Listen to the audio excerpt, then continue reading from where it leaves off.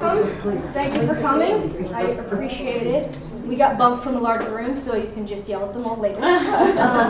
My name is C Gilbert. I write in a lot of genres. I like writing blurbs. That is apparently a rarity. A lot of people do not like writing them. But I like playing around with the words. Hopefully you can all find the presentation on Eventi. I will pause 15 seconds if you want to do that. And by 15 seconds I lied. Okay, so I'm on slide 2. What's a blurb? Why is it important? Blurbs are your book description. The first thing that people see is your cover. That is something I didn't actually add to that slide. I did add it last night, but you have the older version. But the blurbs, they're your second thing. They're the thing that's going to tell the people their first intro to you as a writer, because that's the first words they're going to see from you. Okay? So that is why blurbs are super important. They are the second element that people see, and it's the first time they actually experience your story. So what it feels like, slides 3, and hopefully I'll keep these numbers. Slide 3 and 4 are just, it just feels hard. Those are just images that came to mind. Free plug for BookBrush, they're awesome. This is where I got all my images. I'm probably going to blow through a lot of this really quickly, so if you need something repeated, slow me down. Maybe everyone else already knows this, but how do you look at the slides on Eventi? Does somebody want to tell me that? I had to download them and then go to Office and open it through that. I just tapped on it. Well, yeah, you just click on the session, click on the session of your, and that's right. Yeah, I clicked on it, it's not there. It takes a while to pull. It's probably because it's like 40 slides long. Or it felt like 40 slides long. It's a bunch. On my Android, I have to click on it once to download, and then the second time Awesome. to actually open it. Okay, well, you know, sometimes it just, also the internet around here is a little bit slow sometimes, so it could just be just stand in the corner and wait for a minute. But hopefully you can all find it. Also, if you can't find it and need to find it later and it disappears from Eventi, you can always email me. My email will be at the end. I will turn this around and you can see it and you can take a picture of it, whatever. If you need to get a hold of me, you can use my email to do that. And I can send it to you from my computer. So what does the great blurb do? It's going to grab the reader's attention, it's going to hold it, and it's going to leave them with an I want more feeling. That's ideally what you want to do. You want to do those 3 things. You want to grab that attention, you want to hold it, you want to leave them with a I want more out of this book. And you want to make them look like the cat, so it works better when you see the picture of the cat. I can turn this around. This is what the cat looks like. The cat's like, more now. There's a checklist on the next slide. I am going to lose track of the numbers, so I think we're in 5-ish. But the checklist is you want these things for your blurb. You would ideally like them to be easy to read, to have a good flow, to have a good voice, to be concise. That's usually, there are exceptions to that. And to leave the reader with that I want more feeling. Those are things that you want out of every single blurb that you write. It's about perspective. In most perspectives, I think the standard is to have third person present as your blurbs. When you write a blurb, if you Googled it and say, how do I write a blurb, that is what's going to pop up most often. There are exceptions to that, but that is, if you have no idea where to start, that's where you want to start. You want to start with the standard. Start with the normal version of writing a blurb. Third person present. Can it be first person? Yes, it absolutely can be first person. Certain genres are a lot more conducive to having it be first person. I believe paranormal romance does that a lot. Romance in general sometimes does this dual thing where you bounce between the characters, or it gives you a little bit of a blurb about character 1, a little bit of blurb about character 2, so it kind of splits it up a little differently. What I'm going to show you, though, is a format that is applicable across a lot of genres. Okay? So that's the slide on perspective. Next up, the components. So this is just an overview. This is the things that are going to be coming in the talk. Taglines. Taglines are very important. I'm a big proponent of them. I have seen a lot of blurbs that don't have them. They still work fine, but it always is better because it's a presentation of your hook in a nice, concise, very, They're just talking about attention spans shrinking. So this is your hook. This is the thing that gives you half a second for you to grab that reader and pull them in. And that's your tagline. Then you want to introduce the main character. You want to throw a monkey wrench at them. You want to wrap up with some kind of question, in many cases, or some kind of clarification of what the stakes are. What are they facing? We all know that when writing the story itself, you need some kind of conflict. So you want to, or a problem that people are overcoming. Because if there's no problem, there's nothing much to the story itself. So you want to be able to grab your story, just pull out the, what are my characters facing in this 10-hour journey that I'm going to send them on. So, I think we have time. We'll slow down for a little bit. Let's hear from you. Which of the blurb components do you struggle with the most? Taglines, intro to your character, throwing a monkey wrench at them, or wrap up? Tagline. Tagline. Introduction. Intro. Say intro. Wrap yeah. up. An intro. I do find a lot of people struggle with the intro, and this is just an aside. A lot of writers in general struggle with writing their own blurbs. I do too, because we know the story. And when we know the story, we want to tell all these awesome details that are in the story, whereas the blurb needs to be more of an ad. The blurb is cut out all that junk. You want them to be interested enough in your work that they buy the book to find all the details. You don't want to give them, serve up the details on that platter, okay? So that's the difference. So you do want a tagline, that's your doormat. And then you want the intro to the main character, but you also don't want that intro to run 50 words. You want the intro to be very short. You want the intro to be enough that they know who or what your character is, but that they don't feel like they know every single thing about this character right now this second, because then they have no reason to buy your book. You do want to tell people about the stakes at some point. You could mix up some of these things. This format does work very well for most genres, but I have seen other people throw in different styles of stuff, and that's fine. Tagline tutorial. It can be a question, it can be a statement, it can be some fragments. It should be hooky, it should draw people in, should make them think. It can be keyword heavy. This is one of the, you can fill the whole thing with keywords, but this is one place where you may want to hone in on some of the keywords in your genre and aim for those. What's at the heart of your story? Some of the samples, these are just from various works that I have. Nonfiction blurbs are a little bit of a different ballgame because they're a little more instructional. Usually, if you bother to look up any of my nonfiction works, they all follow the same pattern that's a little bit different because it's informational, less life and death stakes. It's more of here's one paragraph, and by one paragraph I mean like 2 sentences about what's coming, and then a bullet point breakdown of what's coming, and then a here's what you get in addition if you buy this book kind of thing. That's my format for nonfiction. It is a little bit different than one that I have with characters. So, do you struggle with stilted dialogue? It's a very simple question, but it's also going to tell you right away what that book is about. What do you think that book is? It's 5 Steps to Better Dialogue. Yes, exactly. So that's what you want to do with your blurb taglines. You want them to be very straightforward.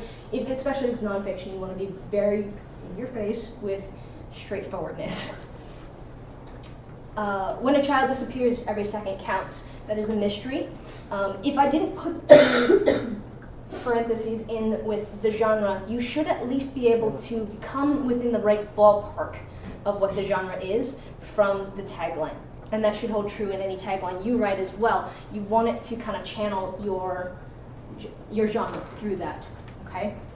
Captured, sold, enslaved, displayed. That is a fantasy. It's actually a short story. It's actually going to be a graphic novel, but none of those words should say to you, cozy mystery. None of those should say things like, could that be applicable to another kind of mystery, a more deeper, darker one? Absolutely, it could. But you, in terms of keywords, want it to be something that still says, it could be this genre. Crowns come with a steep price. that is epic sci-fi. These aren't going to tell everything, but they should be enough to be like, ah, that's interesting. So that's your taglines. So now it's another you do. We're going to give more time for this, I think, bless you. Think of your story. Come up with as many taglines as you can. I'm actually going to cut the time down. It does say 4 to 5 minutes. I'm going to watch this for about 2 minutes. I don't have snazzy music for you, but I did make a Spotify list for this conference. If you want to look at that one later, you could hit me up and I will tell you where that is. Let me give you about 2 minutes. Come up with as many taglines as you think you can do for your story. If you can't think of any story you're working on right now, then try it for, this is actually a decent exercise to do anyway. Try it for popular things. Try it for Star Wars, try it for Harry Potter, try it for Criminal Minds, whatever you are interested in. I'm not a romance reader, writer, TV watcher, so I don't know anything about Bridgerton except the title. But if that's your thing, if that's your stick, then use that. If you know a lot about something, that's when you want to start with writing blurbs, in practicing it for something else that you know and love. And then look at their official ones, see what they're saying. I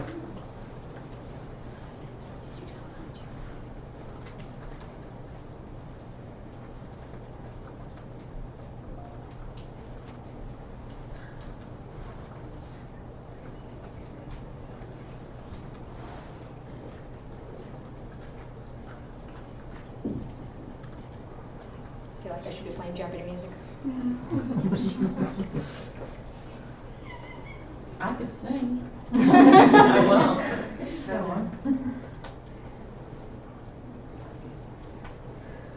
I'm just right there.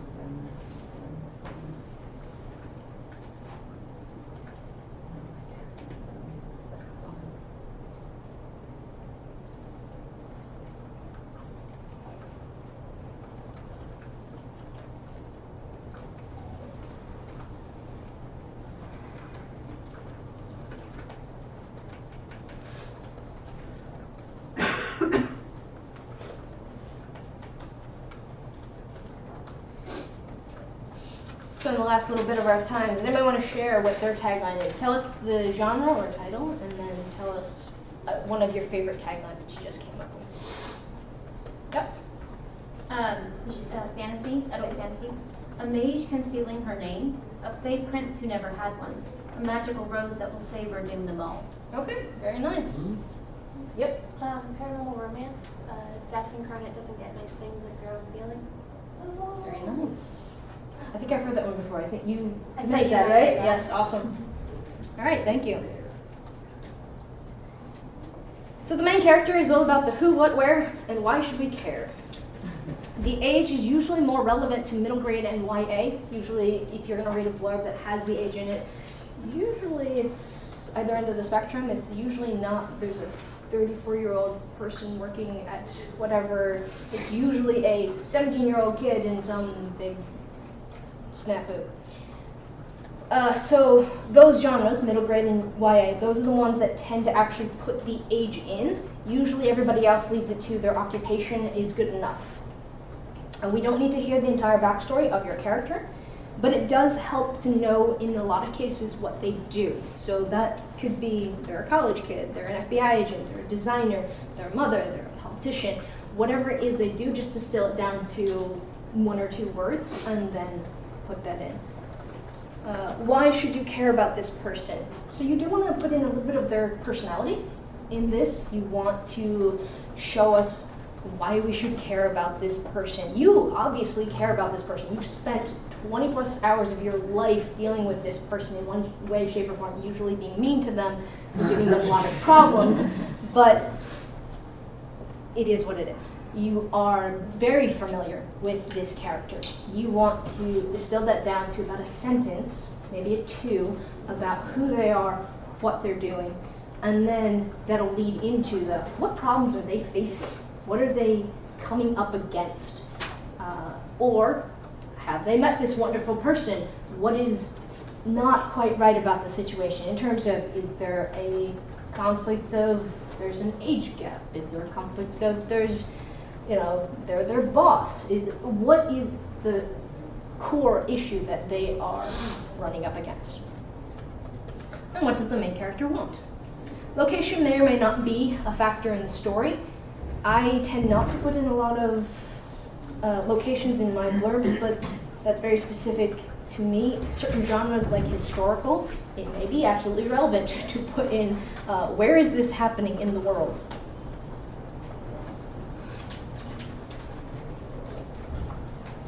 Any questions so far? I know I'm breaking from protocol here. Any questions so far? Yes? So when you write like dual point of view and when we're doing a character intro, how do you kind of mix in both of the dual protagonists into this introduction? It depends how much voice you want to put in it. So if I was doing dual, I would probably still stick with a very distant third-person look at a lot of this. But I've seen it done where they have like the person's name and then first person, I want this. This is who I am, this is what I want. And then there's the other one, and this is who I am, this is what I want. But you want to ideally, you would just make it two of the same kind of things and then kind of do a separate paragraph that weaves in those two together. So their intros would be intro person one, intro person two, and either in between those two paragraphs or right after, you would end up putting the tie-in together. How are they intersecting? Okay? Awesome, thank you. Monkey wrench. What went wrong? So what's the key problem or problems that the main character and company are facing? Is it the end of the world? Is it Neva Overlord? Is it wedding planning problems? Is it losing the family farm? Is it war in the land? Manipulative, devastatingly handsome bosses? Missing a once-in-a-lifetime chance? And then this is also a chance to introduce your antagonist, if you have one. You should definitely have one, but what is it that they want to? You don't have to hit every single point, but you do want to tell a mini story within your blurb. Okay? So you do want to add in a what went wrong. Usually I end up doing these in 4 different paragraphs, so one paragraph, one your tagline, and then your first official paragraph, which just for numbering purposes is 2, would be your intro to the main character. And then usually, because somebody told me way long ago that to build suspense, short and choppy is a good transition to the next thing. So usually throwing in a very short in terms of the main character introduction is 1, 2, 3 sentences. The transition to the what is actually wrong is much shorter, like a sentence, a shorter sentence or 2. And then the second part is the elaboration of that, entering the second characters, entering whatever the main problem is, what are they facing, and your antagonist. Stakes, mistakes, and consequences.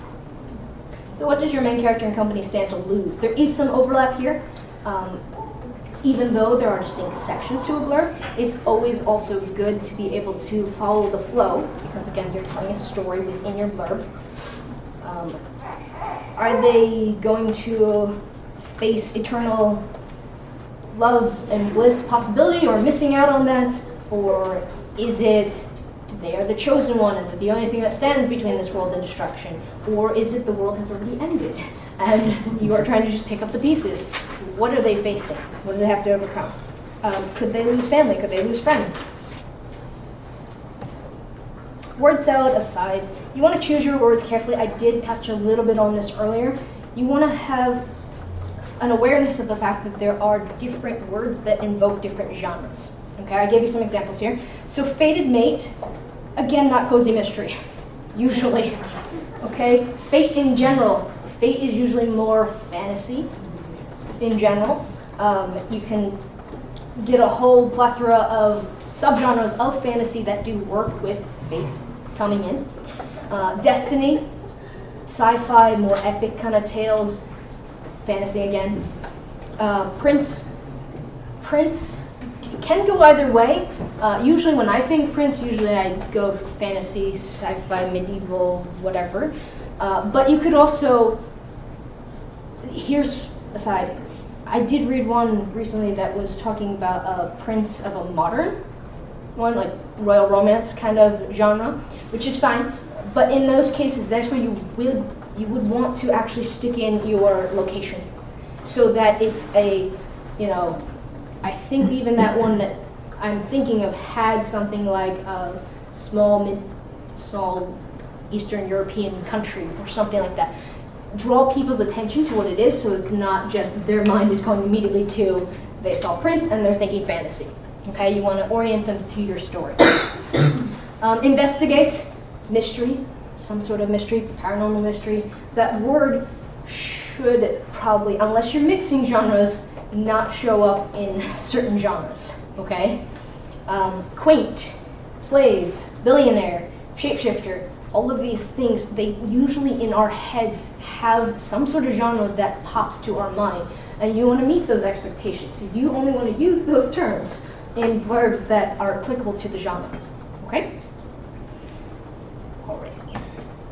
After-blurb notes, I'm personally not a huge fan of them. They do strike me as really salesy a lot, and which is for better or worse. I'm learning too. They do have a use. I have used them myself. They're great for clarifying genre. One of my clients actually wanted me to use the after-blurb notes to stick in a lot of extra keywords. She was writing, I believe, historical romance. So she wanted, whatever cowboy was in there's a cowboy romance. So cowboy showed up in the after-blurb notes as well, so that it's there without you necessarily have to massage it into your main one. It is a good secondary place for you to stick all this extra information, okay? Good for keyword filling. It's also, I've used it mainly to clarify order, because you don't always write things in order. You write your main one and then you're like, hey, this is a really cool point, I'm gonna write a backstory for it. So you do want to use it to orient your readers to where does this story fit in with the grand scheme. Or if you're writing something like a reader magnet, but it's also for sale on Amazon or whatever, that you can orient them to like, if you're interested in this world, check out these stories. It's usually a good place to add in a few little free plugs for your other works. You could, if you write across genres, you could say it's similar to this and this together, or whatever. Okay? Length. General advice, I usually err on the side of shorter, but quick note about length. It's going to vary, and the recommendations will also vary based on your medium. Okay, so I was talking to some people, lovely people before, about Vella. Vella right now does not have HTML capabilities, so it formats your blurb as a lovely, large, ugly paragraph.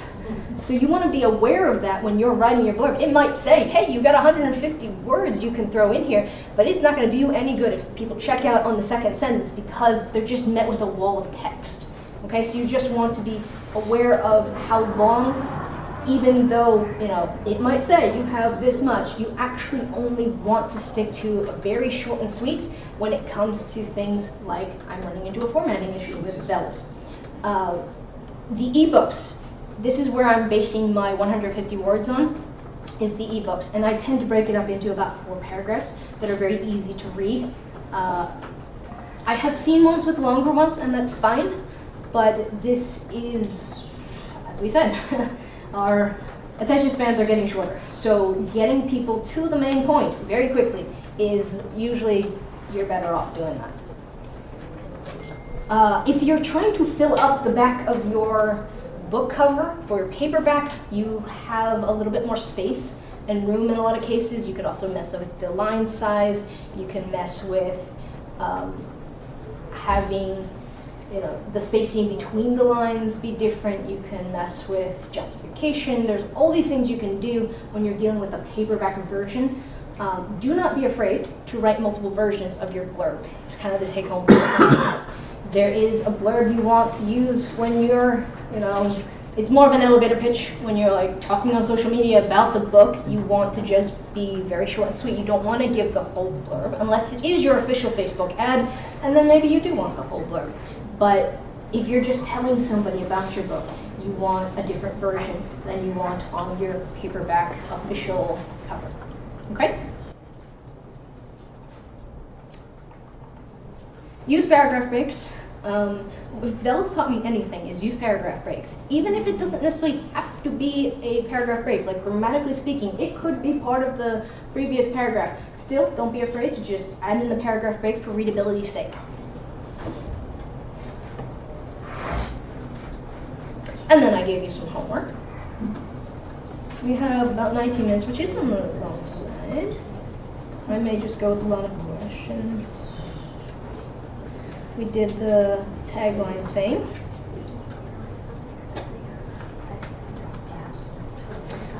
You can read these descriptions of the homework assignments. You can, obviously I'm not grading them, so you can do the assignments at whatever point. If you did send me a blurb ahead of time, there should be 2 different versions of the doc. So if you can go into Eventi, you will find the first version up there is just everybody's blurbs, and the second version has my comments on them. So the comments are usually things like, actually, we have the time. Let's go through one of them. Where is this? Slide 19. Google Doc in the slide. Slide 19 has Oh, the... okay, it's got a link to the Google Doc. Yes, you also, I just found out, you have to pull it out of presentation mode. So let's just pull one up eventually.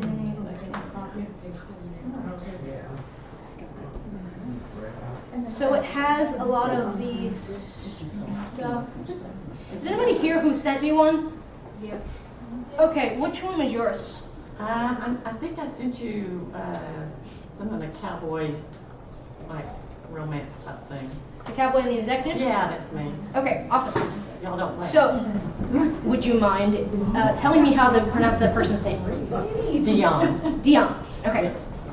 Dion Gilman is determined to prove she's worthy of her recent promotion if she can close a deal to acquire Young & Sons Ranch in the Texas Panhandle.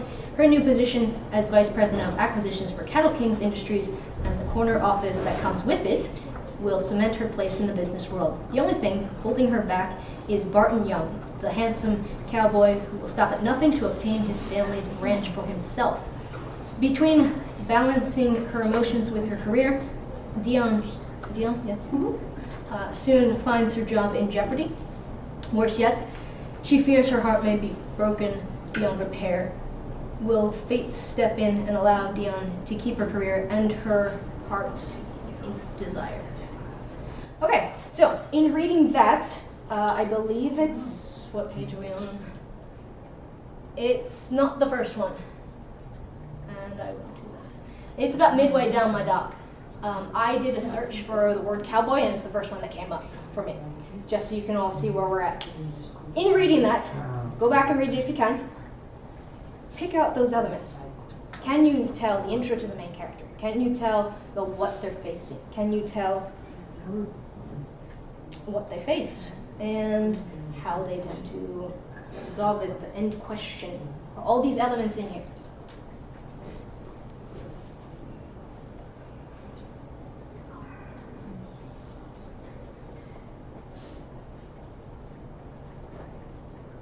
We find them? Yes, you don't have to answer out loud, but nod.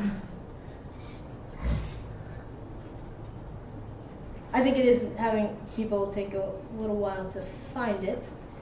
So my general comments about this, the main character's name was throwing me a little bit. The D apostrophe thing, that sounded first male to me, and it sounded like fantasy. So that threw me off a little bit. Yep. Can I click? So that's part of the, she gets confused. They don't pick her up at the airport because they think her name's Dwayne. And so she ends up having to ride with this. Okay, so it is part of the element It of is, that. but maybe it's Okay. not good for a blurb. So, yeah. You may want to fix that a little bit. If she has a common name she goes by, or a nickname or something that is a little bit more I like indicative, that. but they don't know it yet, then you can still have both problems, but it also orients the reader to the fact. Because, I mean, everything that you read here, it's just, somebody phrased it as it's grit, that it just slows you down and you're just like, what? So you're spending the time thinking, I'm in a fantasy world, but this is about cowboys and romance. So it just takes you that extra second to orient, and you want to try to avoid that kind of stuff. Yep. A thought on that too, if she has to keep that name, like that's just who it is and it's part of the storyline. If you start with something that's more familiar to the reader instead of starting with the challenging name. So if you swap the sentence around and say, determined to prove she's worthy of her recent promotion. Exactly. Dion That's says, good, thank you. Yeah. Yep, all of those are great. Is this enemies to lovers? Not really. Okay. So whatever the genre is, I would use an after-blurb note to kind of clarify what flavor of romance is it. Because cowboy romance can run in a couple different subgenres even of that. It can do the enemies to lovers trope. It can do, so what trope are you hitting? That's the one you want to key in on when you write an after-blurb note. Thank you. But the trope, shouldn't the trope be evident in the blurb itself? You shouldn't have to explain it in an afternote. The after-note kind of just cements it. Okay. and she's missing a tagline on here. You don't have a tagline, yes. I didn't know about taglines when I wrote this. Some people do skip them. It does still work. I just like having a tagline because it does things like pulls out your genre and sticks it in people's faces for the most part. Well, I couldn't the first, that be turned into a tagline and we've got determined to prove she's worthy of a recent promotion. Can she close a deal to acquire an important asset? Yep. That doesn't indicate romance to me. I would shorten that though. Yeah. Usually with my tags, I tend to gear them towards the fragments. So things like determined young executive and desperate cowboy or something like that, you know? Just Will she get the promotion or the cowboy? right, exactly. Things like that. Or you know, both. she has this choice between those two things. So you can pick a million different blurbs I love and it. the part that, you know, write 2 different ones and then do a little experiment with yourself. Run it with one or ask your private Facebook group. These are now, okay, take that with a grain of salt. You don't always want to ask your fans exactly what to put in your blurb. If you want input, I would actually do that more in a critique group, like of author friends, because they've had the problems you have with the, I love this one and I love this one, and you know, is this one telling you the right genre? Is this one telling you something completely different? Or I think she just said that wasn't telling her the right genre. So, and that could just be one person, but that's why you ask 20 to see if it's just one person, because, you know, my mind went to fantasy. Not everybody's mind's going to go to fantasy when they see D/apostrophe-AUN. But as a fantasy author, mine did. Exactly. Mine did as well, especially because at the end, there was mentions of like fate and stuff. Yes. Solidified. That is another good point. You may want to just be aware that the word fate doesn't always say cowboy romance. So fate is typically a word that shows up in a lot of fantasy works, and it's kind of just been typecast as a word into these other genres that it might, there's lots of words in the English language. It might just be one, does it work for your blurb? Yes, absolutely it works for your blurb. But you may want to choose to avoid it because it has that other connotation.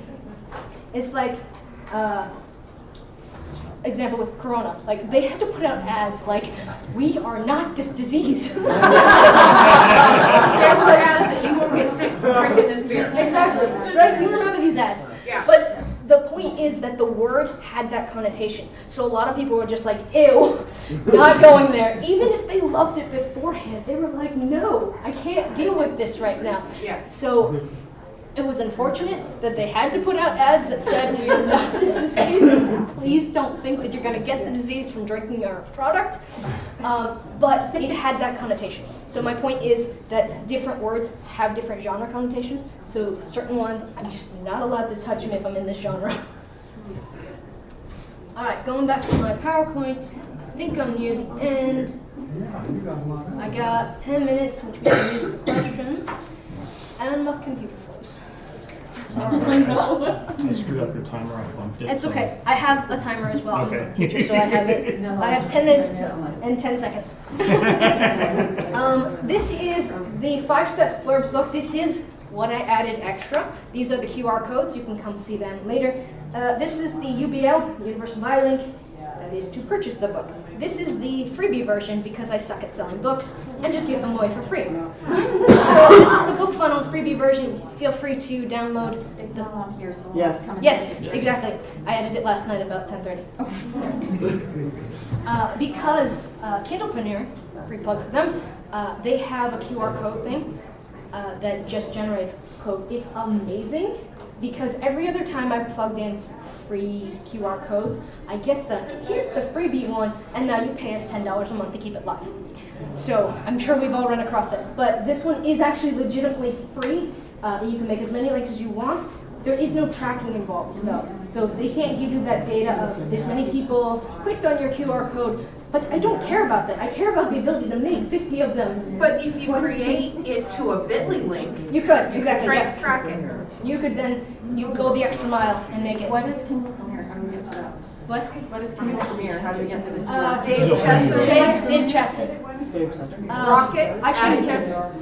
I know what those are. I but is can it in show you here? the- That's the company that does all of them. If you Google Kindlepreneur, it'll It's another, it's just another software program. No, that's his parent company that creates them all. Okay, How do you spell so which one has? Kindle, and then like entrepreneur, that Kindlepreneur. second part of the name. Entrepreneur. Kindlepreneur. It's just a tool on his website. Yeah, And it is an amazing tool. But that is where I got the QR codes.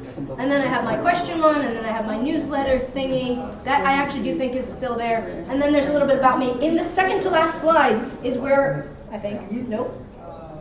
In the question slide, third to last slide, is my email address. That is the public email address. That's what you would find if you just search the internet and bother to check what is my email. I have. Julie, would you tell us a little bit about what the 5 Steps to Better Blurbs has that's in addition to what we've kind of gone over today? It has more examples from my own works. These are older examples.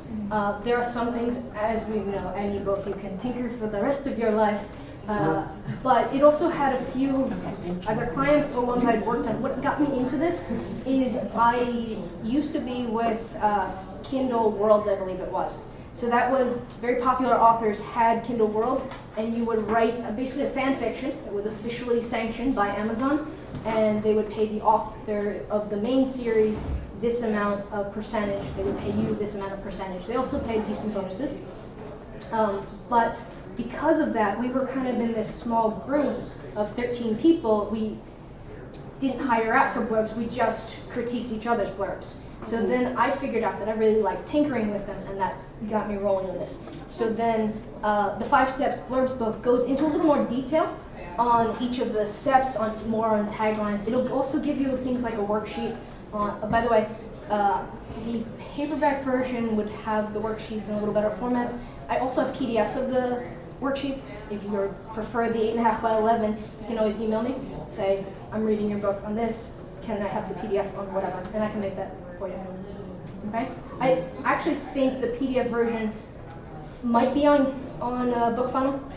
That might be one of your options, and that would be your best bet for seeing the one you can print out, page whatever, and have that exercise to look at. So it does go a little bit beyond what I can put in the 45-minute presentation, but I think what you would get out of it more so would be more examples. I didn't have time to do it. That's great, thank you very much. Add 6 minutes, 7 seconds. Anybody have any questions? Yes? In the slides where you're indenting the link for your comments was received, are you going to be able to update that? I have no idea. What comments?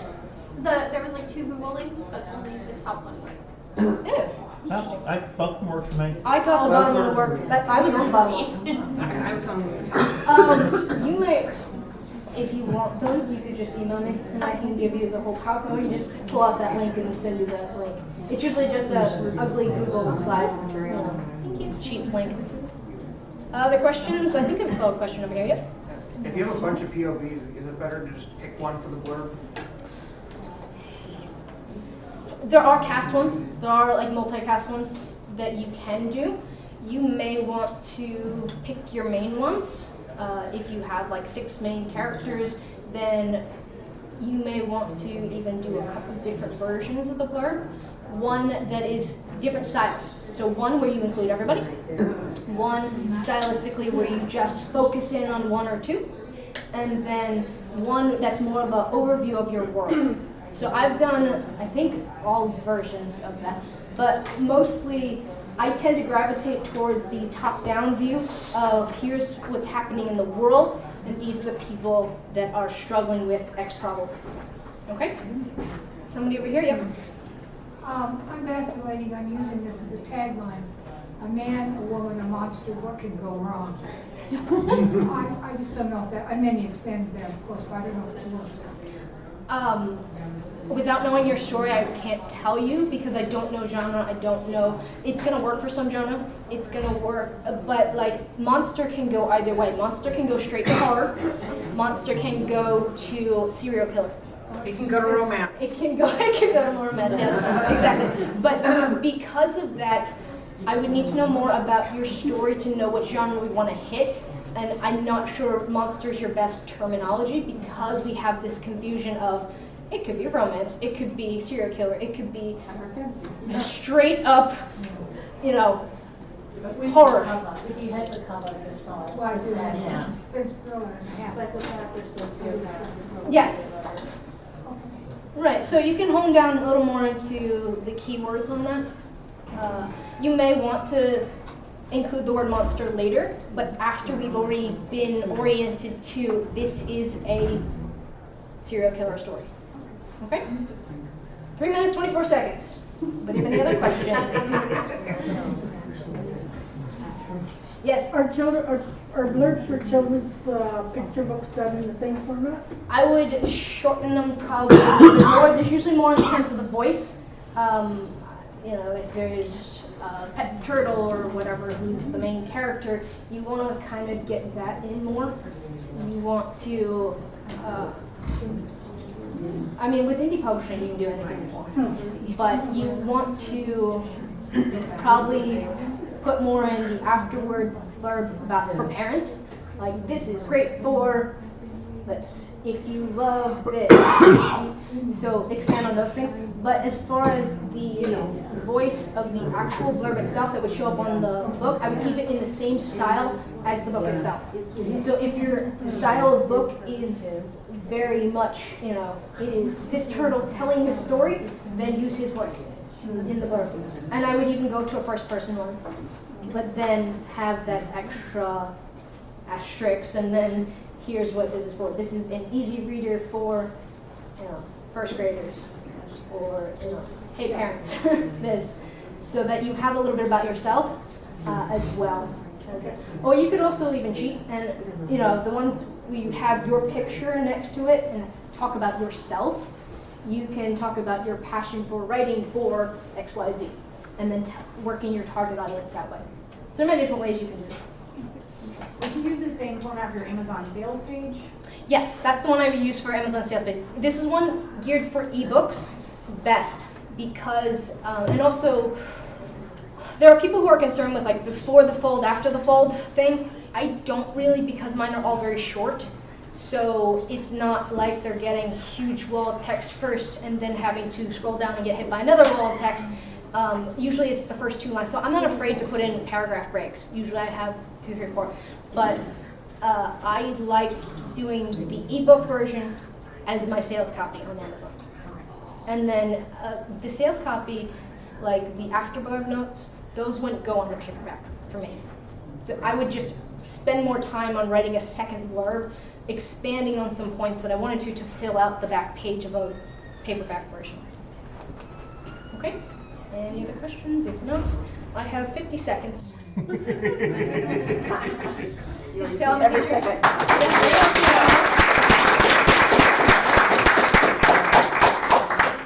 And if you want to hit me up later, I can talk about blurbs.